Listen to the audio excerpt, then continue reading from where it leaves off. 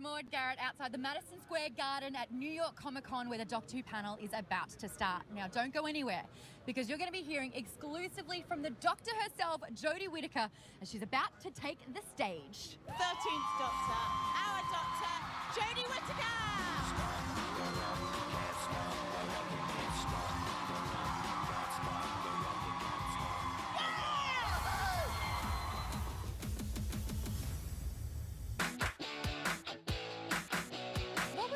Though 5,000 plus people, you got to watch it with them, experiencing all the emotions together, and a lot happened in that episode, and I almost want to, digest the whole thing. But what was that like for you? Because this is, what, a year and a half plus in the making?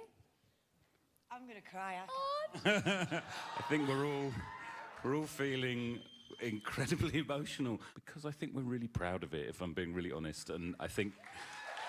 Thank you. That wasn't a plea for applause, but but also because I think you've got an amazing new Doctor, basically. Don't be too nice, else I just won't speak. I'll just sit and cry. I think the thing about sharing this finally is that it feels unfair to be here without Mandip, Tosin and Brad. All these incredible people that made up this episode, which the entire series is a love letter for every incredible inspiration and like gem of an idea that could be thrown into a season. But to start it with those guys and all the incredible talent of the cast and crew, and I know it's not an acceptance speech, but it's just that it's so hard to convey how proud you are or honoured to be something without sharing it with the most important people, which is the fans. And without it, there isn't it. And so that's why I will sit and cry. You've earned it, Jo.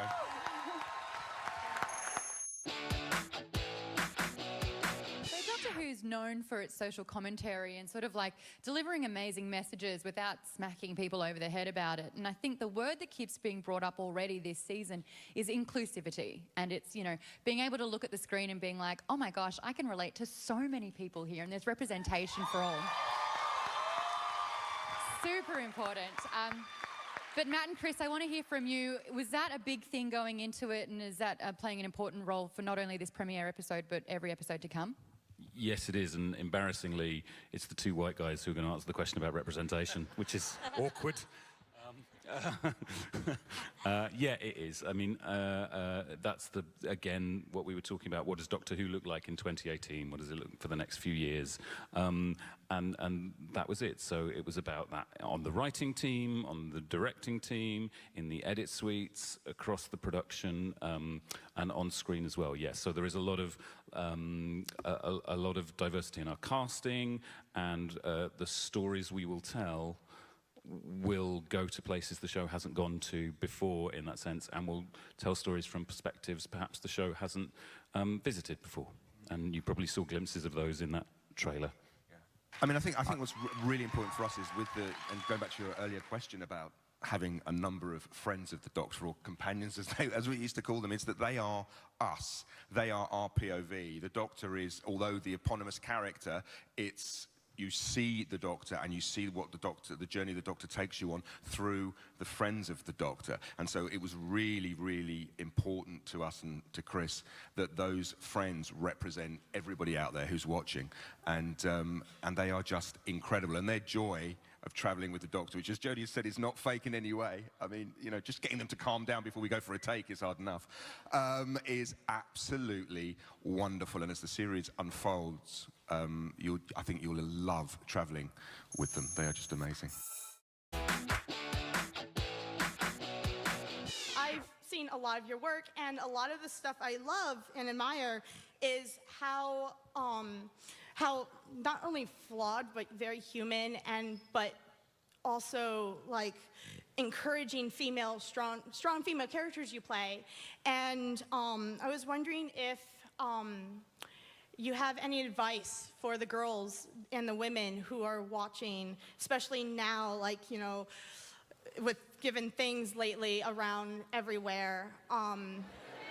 Well, Yeah, I think I would just say everywhere. But like, do you have any words of encouragement? Can we hear from the doctor? I think we have a voice, and we are entitled to be listened to, and we it's scary sometimes, and we sometimes have to unite to have the bravery to use it, but let's use it. Also, we are flawed. Soz. But we are, and that's a wonderful thing to embrace. Perfection is not the aim. It is not the aim. It is, it's too ironed. It's too ironed out. Like the beauty in all the characters you love and cosplay as, and, or, you know, meet in life, the characters on the street. People are fascinating because of how different we are and how much we shouldn't all be a clone. And we are individuals, but on that, what is wonderful is a united hood. And I can, for myself, say the united sisterhood, but also the united hoofhood. And the united humanhood that we can embrace and are embracing. Thank you so much. No worries. You're No pressure. absolutely No first amazing. question.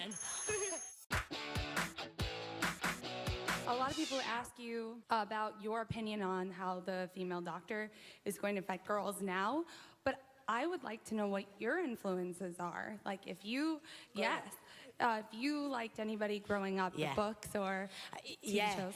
But this is representative of the time I grew up. You know, I was born in '82, so sadly, for myself, in the sense of I didn't feel sad at the time because it was all I knew.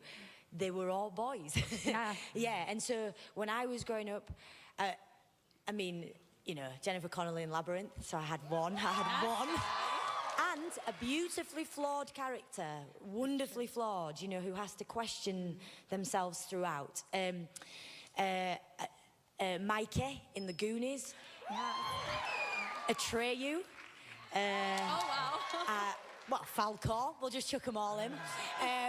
I wanted to be in The Flight of the Navigator. I wanted to be Elliot. I actually wanted to be Gertie because she was ace. He's going to the spaceship at the end. And I think for me, what I fell for was actually not the heroics in grown-ups. It was the heroics in the kids.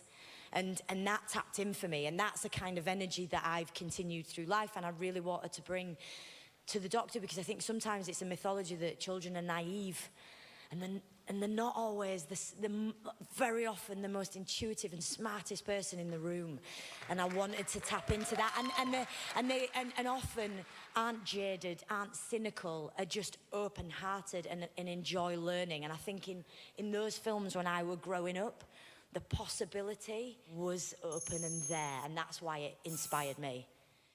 I want to hear the story again because it's so great about the influences and depictions of seeing the costume and how it got from an idea to an actual outfit. And shout out to the fact that it's practical with pants and boots. Yep. Woo, that's important. And pockets. It's got pockets. Of course, it's got pockets. So the conversation throughout the entire process was that this character, from the very start of my audition, was that this is a collaborative and a creative journey that you will have a say. I'd sent throughout my audition process, poor Chris, who probably wishes most people didn't have his number when they're auditioning for a job, because I sent you probably an image a day from something, somewhere, and, you know, the wonder of Google and sending things. But one of the images I sent, which I actually didn't mean to send as a costume reference, I was not getting beyond the audition stages. I loved the energy, was a black and white image of a woman walking with purpose and deep in thought, with crop trousers, boots, braces and a t-shirt. And because it's black and white, you can't tell where it's from, but it has the fun element of a t-shirt. It has the timelessness of a pleat in a trouser leg, you know, and it can, if you look back at it and you held the image far away, it was genderless. So that was our starting off point. And then the coat, I love the coat. I love the coat so much. And every single stitch has a meaning, and every single cut and every single piece of lining. And I won't tell you, because I'll wait until it's over, because the best thing for me is that you guys wear it and you own it and it's yours, and those things mean something to you. And then one day I'll share.